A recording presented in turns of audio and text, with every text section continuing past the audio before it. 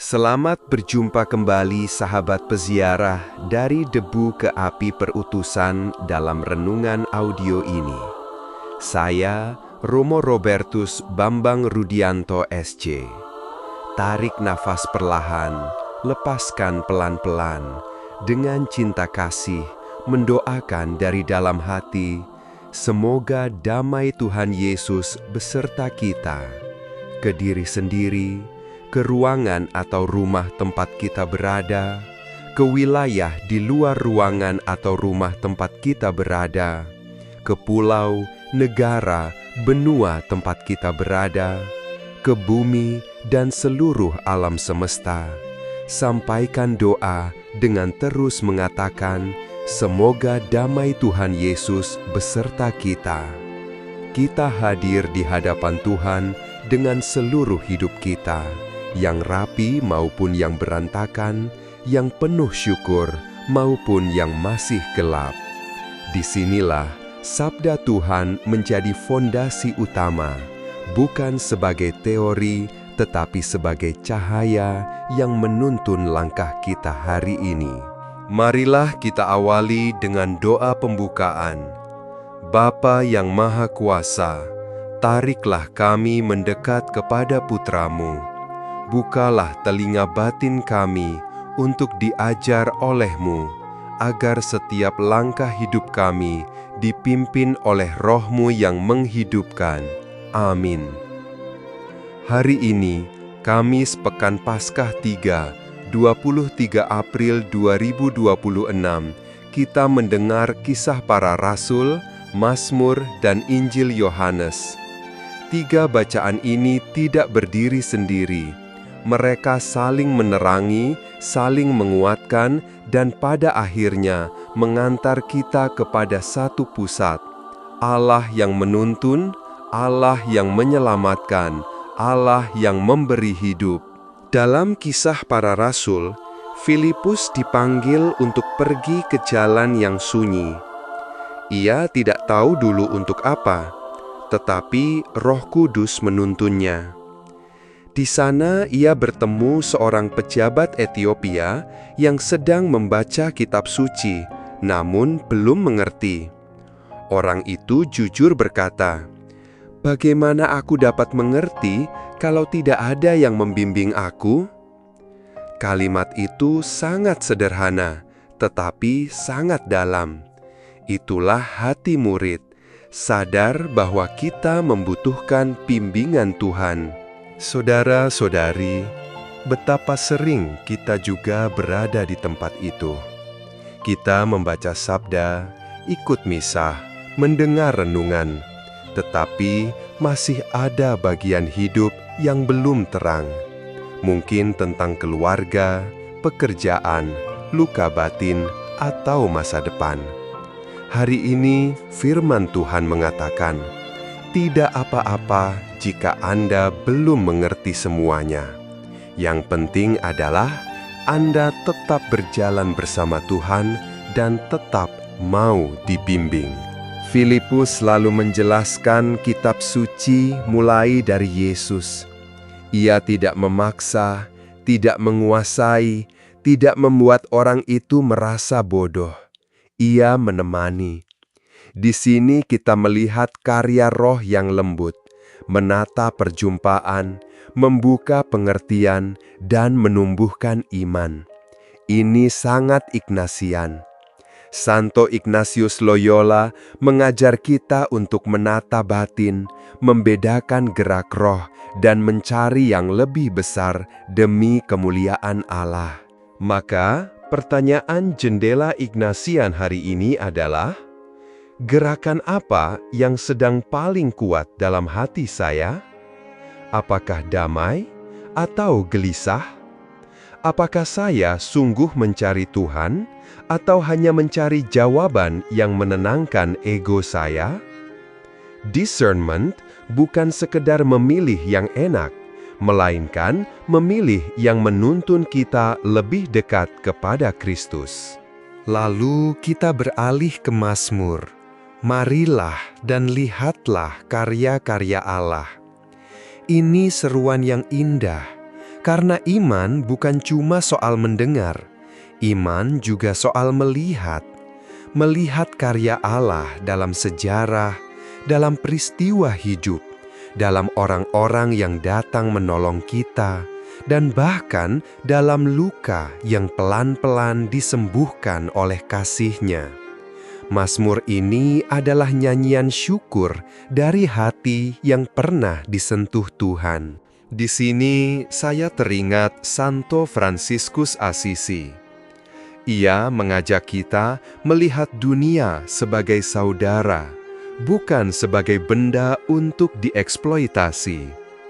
Jika kita benar-benar melihat karya Allah, maka kita akan lebih hormat pada manusia, lebih lembut terhadap ciptaan, dan lebih sederhana dalam hidup. Persaudaraan semesta bukan ide romantis. Itu buah dari hati yang tahu bahwa semua berasal dari Allah. Mazmur juga mengingatkan, Allah mendengarkan doa. Itu penting. Tuhan bukan jauh dan cuek. Ia memperhatikan seruan umat-Nya. Jadi, kalau hari ini Anda merasa doa Anda kecil, lirih, bahkan terasa tidak pantas, jangan putus asa. Sabda Tuhan berkata, Ia mendengar. Kadang tanggapannya tidak segera kita pahami, tetapi kasih-Nya tidak pernah berhenti bekerja. Sekarang kita masuk ke Injil Yohanes. Yesus berkata, "Tidak seorang pun dapat datang kepada-Ku kalau ia tidak ditarik oleh Bapa." Saudara-saudari, ini kabar gembira. Beriman bukan pertama-tama hasil prestasi rohani kita. Kita datang karena lebih dahulu ditarik oleh kasih Allah. Kita percaya karena Tuhan sudah lebih dahulu mengasihi. Lalu Yesus menyebut dirinya roti hidup. Mana yang turun di padang gurun memang menyelamatkan umat Israel untuk sementara. Tetapi roti itu tetap tidak memberi hidup kekal. Kristus memberi lebih dari cukup. Ia memberi dirinya sendiri. Ia menjadi roti yang memelihara hidup kita, menguatkan langkah kita, dan menuntun kita menuju kepenuhan bersama Allah. Di sini kita masuk ke jendela I Thirst, spiritualitas Santa Teresa dari Kalkuta. Yesus berkata, seperti orang yang haus akan kasih. Ia haus akan hati yang mau menerimanya, haus akan jiwa-jiwa yang terbuka, haus akan cinta yang konkret. Dan Santa Teresa menjawab dahaga itu dengan pelayanan sederhana kepada yang paling miskin.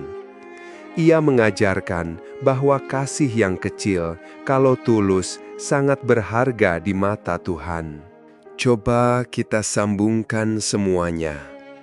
Dalam Kisah Para Rasul, Roh menuntun Filipus. Dalam Mazmur, umat diajak memuji dan melihat karya Allah. Dalam Injil, Bapa menarik kita kepada Putra yang menjadi roti hidup. Jadi geraknya jelas, Roh menuntun, Sabda menerangi, Kristus menghidupi. Itulah jalan iman yang utuh. Kalau saya sederhanakan lagi, Roh menuntun kita seperti Filipus. Sabda membuka mata kita seperti pejabat Etiopia. Dan Ekaristi menguatkan kita seperti roti dari surga.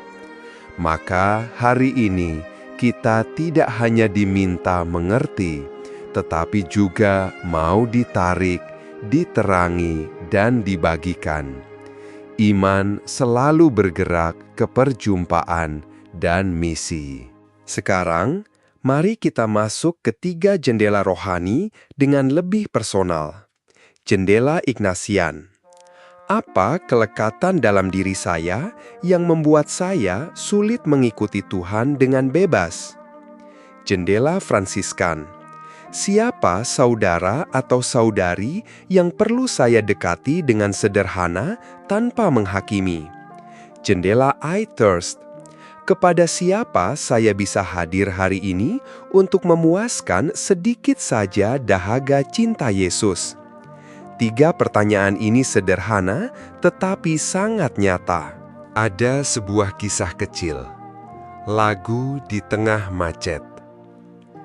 Di tengah kemacetan Jakarta yang luar biasa, seorang sopir taksi tampak sangat tenang meski klakson bersahut-sahutan. Penumpangnya bertanya, "Pak, Bapak kok tidak ikut emosi? Saya saja sudah mau marah-marah." Sopir itu menunjuk ke radio kecilnya yang memutar lagu instrumental lembut. "Dulu saya pemarah, Mbak, tapi saya sadar kalau saya ikut bising, saya tidak bisa dengar suara hati saya sendiri. Tuhan bicara lewat ketenangan, Mbak, bukan lewat klakson." Kapan terakhir kali mematikan kebisingan dunia sekitar untuk mendengarkan bisikan dan panggilan Tuhan dalam hati? Maka pendalaman dari ketiga bacaan ini mengantar kita pada langkah konkret. Pertama, baca satu bagian Injil hari ini perlahan dan tanyakan, "Tuhan, apa yang sedang Engkau tarik dalam hidupku?" Kedua, lakukan satu tindakan persaudaraan. Sapa, dengarkan, bantu, atau maafkan. Ketiga, wujudkan satu tindakan kasih yang memuaskan dahaga Yesus. Temui, telepon, kunjungi, atau doakan seseorang yang sedang terluka. Dan satu pertanyaan terakhir untuk hati kita. Apakah saya bersedia menjadi roti yang dipecah dan dibagikan? Karena orang yang menerima Kristus tidak boleh berhenti pada kenyamanan rohani. Ia dipanggil menjadi tanda kasih Allah bagi sesama. Roh menuntun kita keluar dari diri sendiri, sabda membentuk kita, dan ekaristi mengutus kita. Saudara-saudari terkasih, semoga hari ini kita sungguh menjadi murid yang mau dibimbing, umat yang bersyukur, dan pelayan yang peka. Semoga hati kita ditata seperti Santo Ignatius, hidup kita disederhanakan seperti Santo Fransiskus, dan kasih kita dipersembahkan seperti Santa Teresa dari Kalkuta. Dengan begitu, kita menjadi saksi sukacita Paskah di tengah dunia. Mari kita berdoa. Tuhan Yesus, roti hidup yang turun dari surga, tariklah kami kepadamu setiap hari. Tuntunlah batin kami agar jernih dan bebas, seperti Engkau menuntun Filipus. Bukalah mata kami agar mampu melihat karya Allah dalam hidup sehari-hari. Buatlah kami peka terhadap dahaga-Mu akan kasih, dan ajarilah kami melayani saudara-saudari kami dengan rendah hati. Semoga hari ini kami melangkah dalam damai, bersyukur, dan siap diutus. Amin.